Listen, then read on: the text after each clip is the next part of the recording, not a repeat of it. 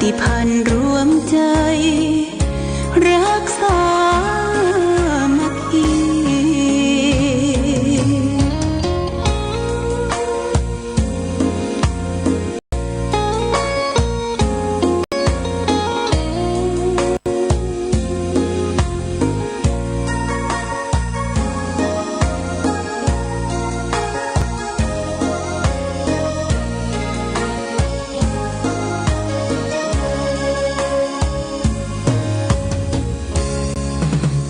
เป็นวัดร้างโบราณสืบสาน2524พระมหาราชครูเกษราปัญญาปรมาติกาจารย์จากวัดดับภัยเชียงใหม่สืบสานเวลาผ่าน131 ปีนานไกลวัดพระบาทอุดมรุ่งเรืองงามตาเจ้าน้อยบุญทาวงศาข้าหลวงปวงเชียงใหม่ปกครองหัวเมืองฟ้าทุ่มเทแรงกายแรงใจทุกชาติพันธุ์รวมใจรักษามัคคี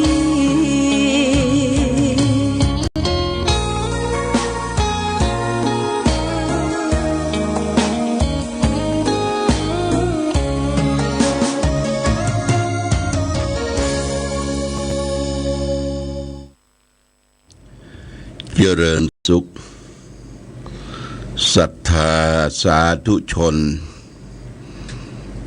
ญาติโยมท่านพุทธบริษัททั้งหลายวันนี้รายการธรรมะประทีปส่องต่าง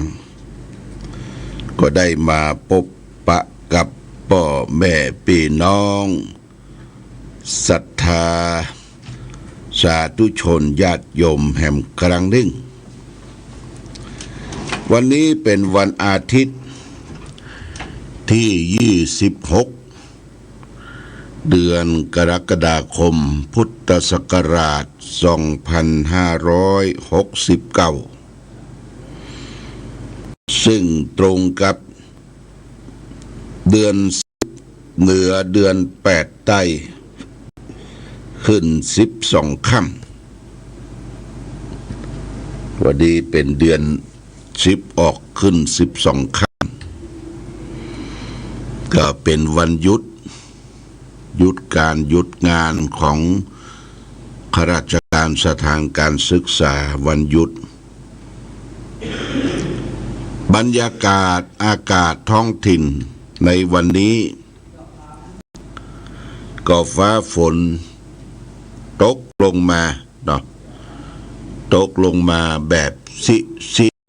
คือบ่ตกหนาป้าป้านสักเท่าใดก็ทำให้เกิดความชุ่มชื่นเย็นอากาศสบายแต่การสัญจรไปมาในที่ต่างๆก็เป็นที่ลำบากเพราะว่าถนนชื้นแฉะต้องระมัดระวังเรื่องการขับรถขับรางโดยเฉพาะอย่างยิ่งก็รถมอเตอร์ไซค์รถเครื่องวันนี้เดือนออก12ค่ำละญาติก็ใกล้ที่จะเข้าพรรษาวันที่29นี่เป็นวันอาสาฬหบูชาเป็นวันศีลหลวงศีลใหญ่เป็นวันที่ศรัทธาญาติโยมจะได้เตรียมตัวเตรียมใจไปวัดวาอารามไปใส่บาตรญาติปกไปทำบุญสุนทานกัวเข้าขันเข้าแล้วก็ทานผ้าจำนำพรรษาทานเข้าพรรษาแล้วจะเริ่มมีการฟังเทศน์ฟังธรรมในวันเข้าพรรษาเพราะฉะนั้นก็ขอเชิญชวนญาติโยมท่านพุทธศาสนิกชนเราชาวพุทธทั้งหลาย ได้ตื่นตัวตื่นใจเตรียมการเตรียมงานที่จะได้ไปทำบุญสุนทานยังวัดวาอารามที่เคยไปกินไปทานบ้านใกล้วัดเฮาใกล้เฮาไปที่ไหนก็ปากันปาลูกปาหลานไปหูจักวัดวาอารามโตยวันอาสาฬหบูชามีความเป็นมาเป็นไปจะใดจึงมีความสำคัญวันอาสาฬหบูชาวันเพ็ญเดือน10ตรงกับวันพุธโดยนะวันพุธนี่ทางภาคเหนือก็นิยมถือว่าวันเพ็ญพุธนี่ก็ถือว่าเป็นวันตักบาตรอุปคุตคำว่าพระอุปคุตนั้นก็คือเป็นพระเถระรูปหนึ่งสมัยครั้งพุทธกาลมีฤทธานุภาพจำพรรษาอยู่ใต้ท้องทะเลในคราวที่เปิ้นจะมีการจัดงานต่างๆก็มักจะนิมนต์พระอุปคุตมารักษางานเปิ้นจะแปลงห้านแปลงที่อยู่ของพระอุปคุตก็อัญเชิญมาจากใต้น้ำนาทีสมมุติเอาลูกหินสมมุติเอาอย่างไปแห่เอามาเพื่อมารักษางานจะเป็นงานทำบุญสุนทานงานทำบุญฉลอง3 วัน 5 วัน 7 วันก็จะมีงานอุปคุตในช่วงที่มีพระอุปคุตมาประจำอยู่ที่วัดวาอารามก็จะมีการไหว้สาพระอุปคุตโดยดอกไม้ธูปเทียนเครื่องสักการะข้าวน้ำโภชนะอาหารและทางภาคเหนือเฮานิยมกันก็คือการทำบุญตักบาตรพระอุปคุตตั้งแต่เที่ยงคืนเป็นต้นไปก็จะมีพระน้อยพระภิกษุสงฆ์สามเณรออกรับบิณฑบาตญาติโยมก็ได้ข้าวสารอาหารแห้งขนมนมเนยใส่บาตรพระอุปคุตตามคำเล่าสาธยายกันมาว่าพระอุปคุตจะแถลงตัวเป็นพระเนรน้อยมารับบิณฑบาตไปได้ใส่บาตรพระอุปคุตในวันเพ็ญพุธก็ถือว่า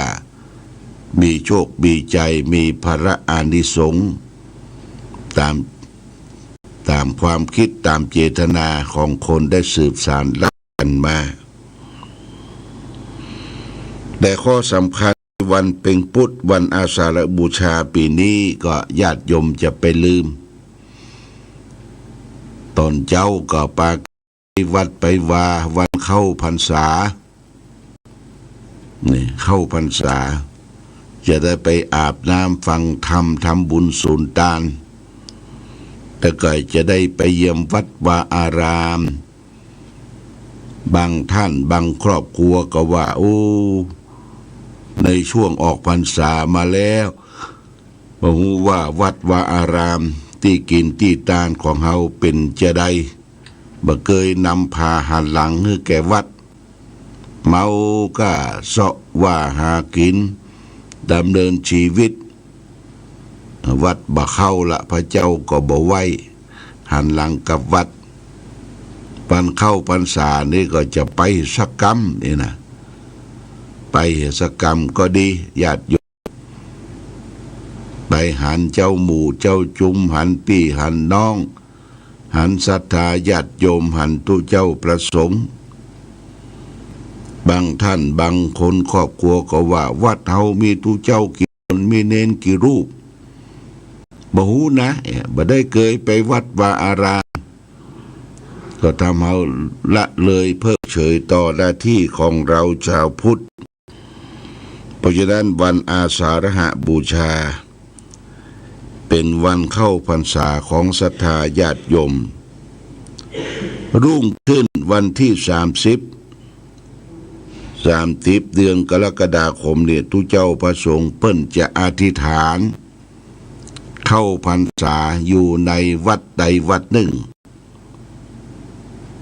วัดใดวัดหนึ่งก็นี่เป็นสิ่งที่เราและท่านทั้งหลายจะได้พึงประพฤติปฏิบัติร่วมกันในการเข้าพรรษาในวันอาสาฬหบูชาก็ขอเชิญชวนญาติโยมเตรียมความพร้อมเด้อเตรียมความพร้อมใครจะไปนอนจองนอนวัดก็ได้การไปนอนจองนอนวัดก็นอนคืนเดียว2 คืนแล้วแต่โอกาสเวลาเราจะได้ไปจำศีลภาวนาสร้างเสริมบุญบารมีที่เกิดขึ้นกับตนเองครอบครัวการไปนอนจองนอนวัดถือว่าเป็นกิจวัตรกิจกรรมอันสำคัญช่วงเข้าพรรษา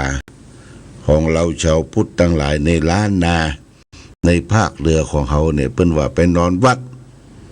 เป็นนอนวัดแต่ก่อนสมัย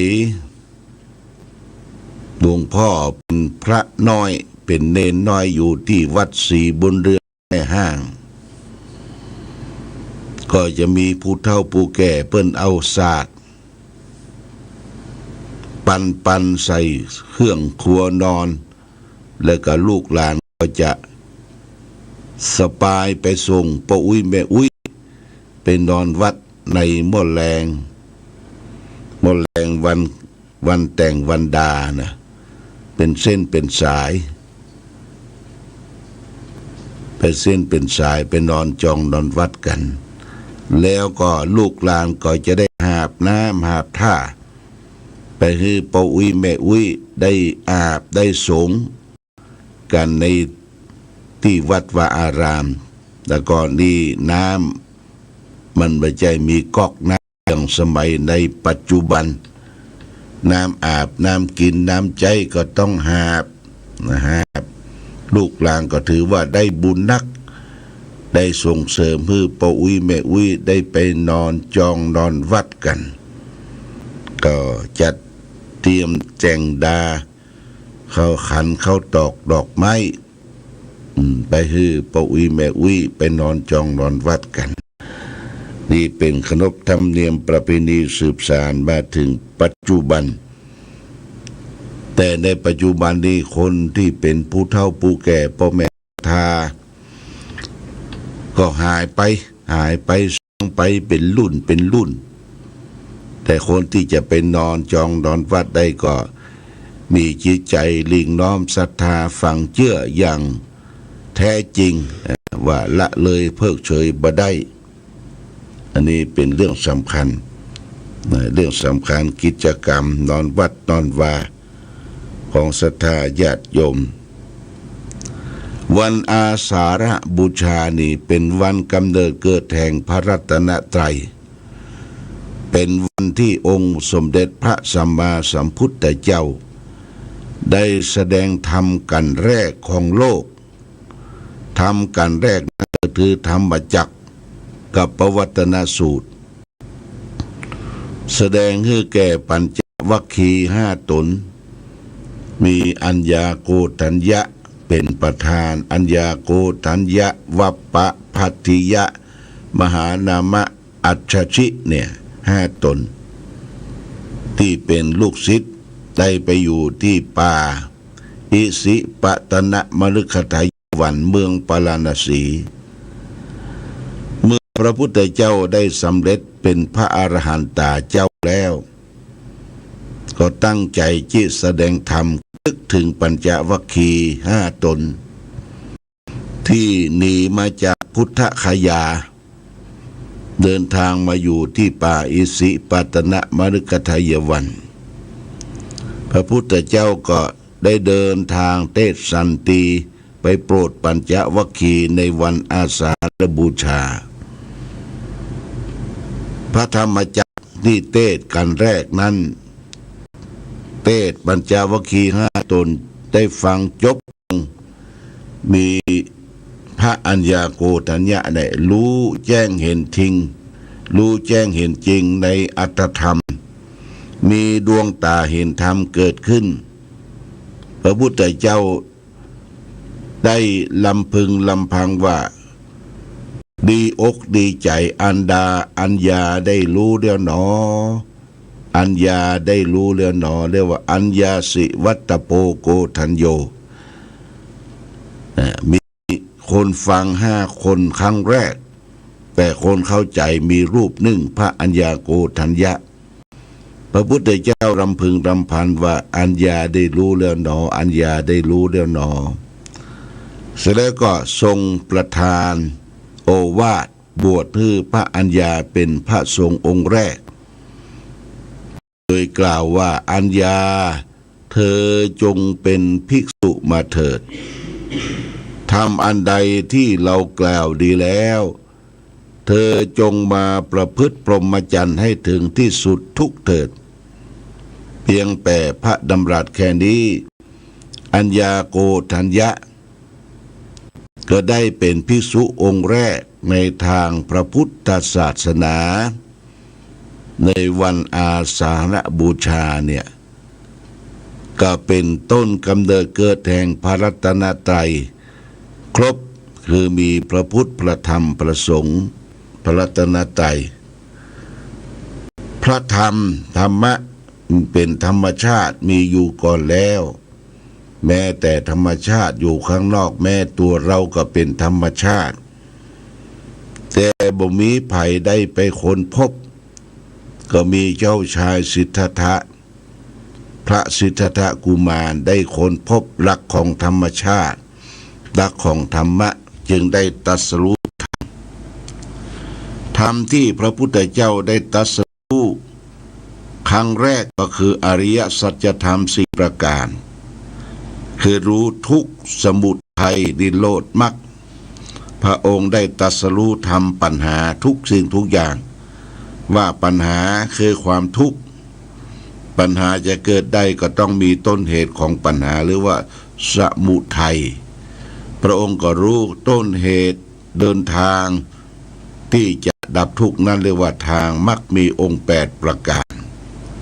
เมื่อดับทุกข์แล้วถึงนิโรธคือความดับทุกข์พระพุทธเจ้าได้ตรัสรู้ธรรมก็เอาธรรมะนั้นไปเริ่มต้นเผยแผ่ให้แก่ปัญจวัคคีย์5 ตนในวันอาสาฬบูชาวันเข้าพรรษา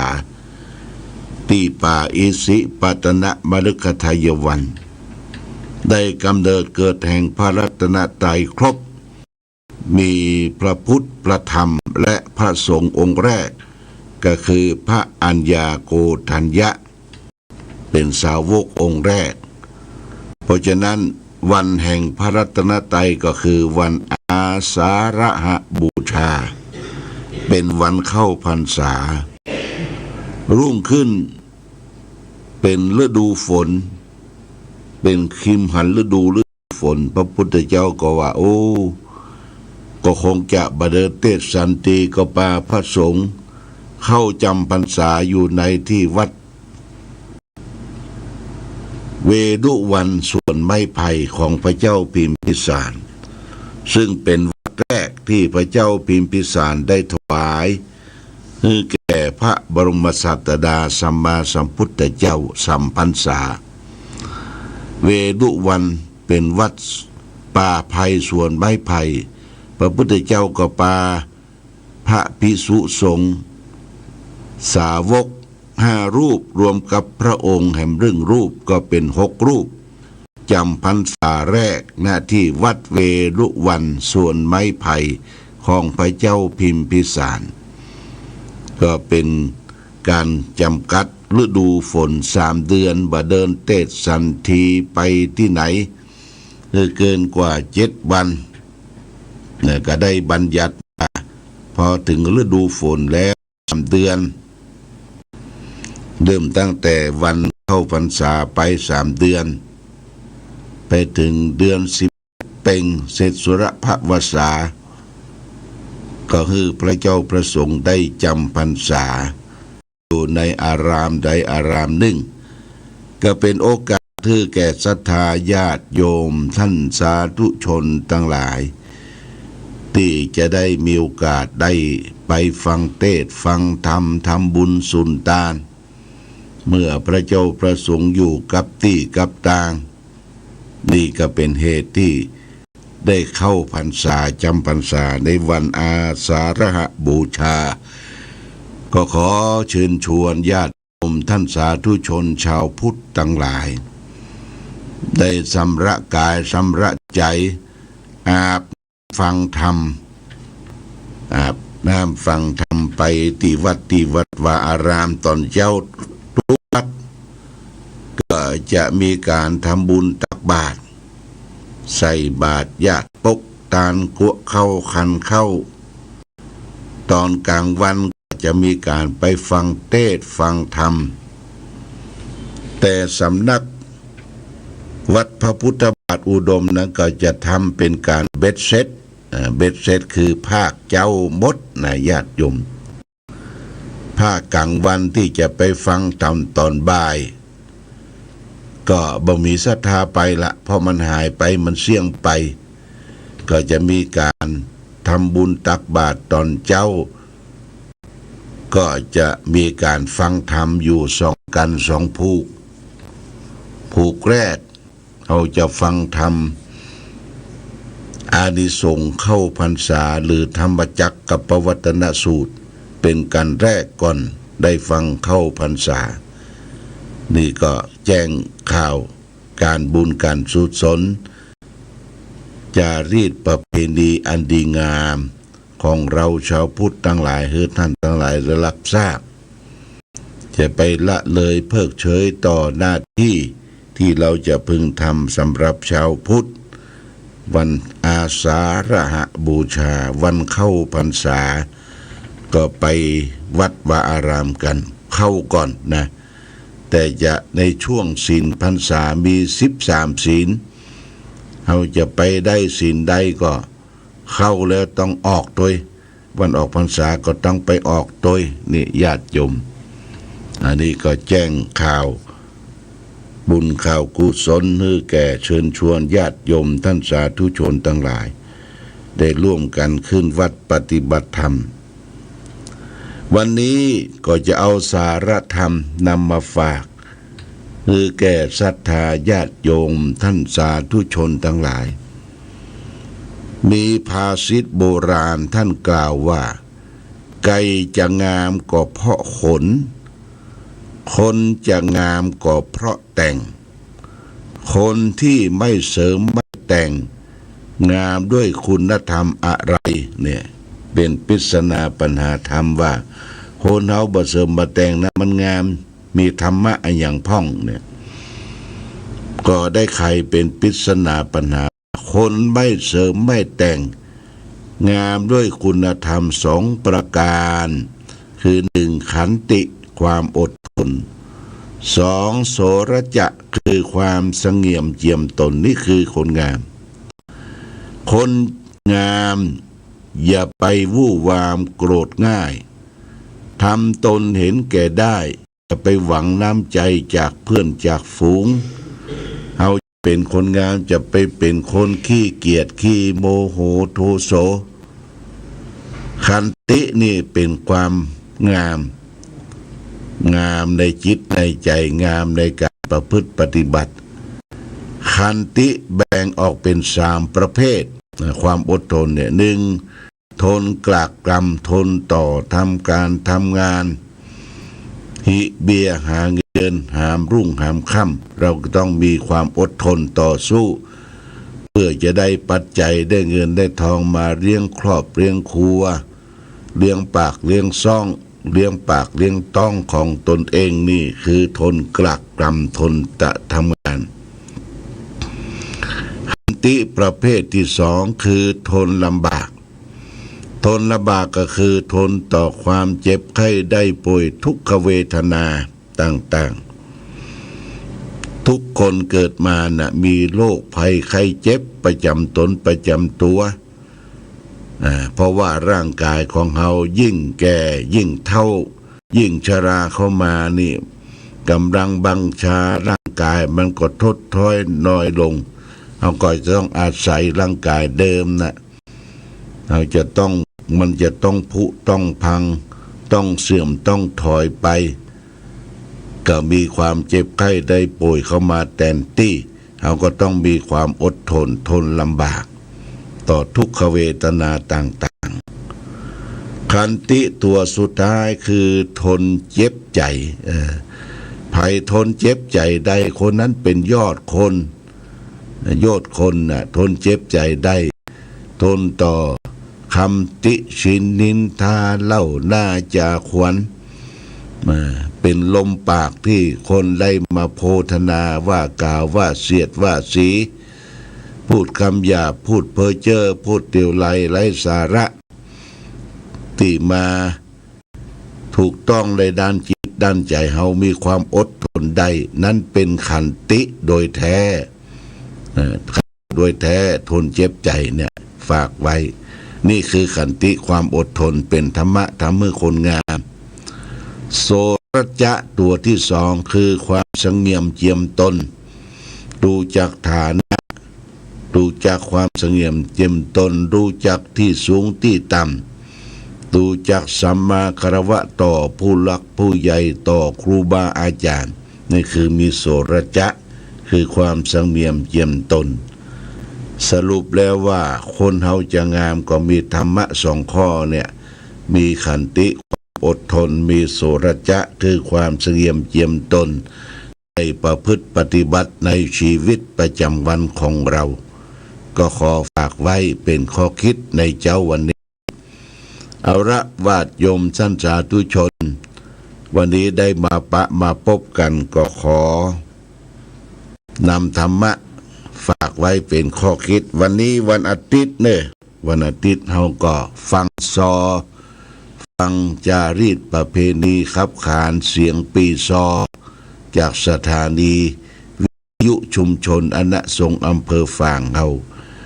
วิทยุชุมชนคณะสงฆ์อำเภอฝางเฮาก็จะมีทำบุญทำบุญทอดผ้าป่าในวันแม่แห่งชาติวันที่12 สิงหาเวลาบ่าย2 โมงญาติโยม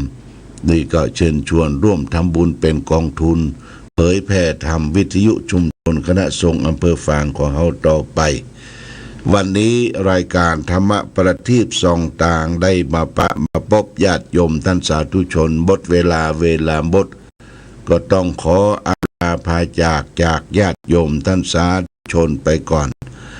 รายการธรรมะประทีปส่องต่างต้องขอลาก่อนขอผู้ฟังจงตั้งมั่นจิตหันษาด้วยธรรมะขององค์พระพุทธาได้นำพาให้เกิดความสุขสงบเย็นขอเจริญพร